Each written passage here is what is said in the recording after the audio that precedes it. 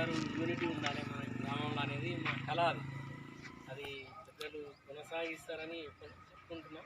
మన చెప్పిన ఇంతకుముందు చెప్పాను, మన గ్రామంలో పెద్దలు ఏనాడు గ్రామాన్ని నిర్లక్ష్యం చేయలేదు. డెవలప్మెంట్ గురించి ప్రతి ఒక్క పెద్ద మనిషి ఆలోచన చేసుకుని కళాశాల స్థాయి వరకు తీసుకొని ఆ కళాశాలలో చదువుతున్నటువంటి దాదాపు 300 మంది ఈనాడు మేము అన్నం తింటున్నామంటే గ్రామస్తుల పెద్దల యొక్క కోఆపరేషన్ ఉండబట్టి ఈనాడు 300 మంది ఎంప్లాయీస్ను ఎక్కడికి వెళ్ళిన ఒక గ్రూప్ ఉంది. మాది నంచర్ల పేరును తలుసుకుంటున్నారు అందరు. అది మన పెద్దలు చేసినటువంటి పుణ్యం. అది ఆ కళాశాల నుంచి చదివినటువంటి వాళ్ళు పాస్ అయ్యి 150 మంది పైగా ఉద్యోగులు టీచర్లు ఉన్నారు.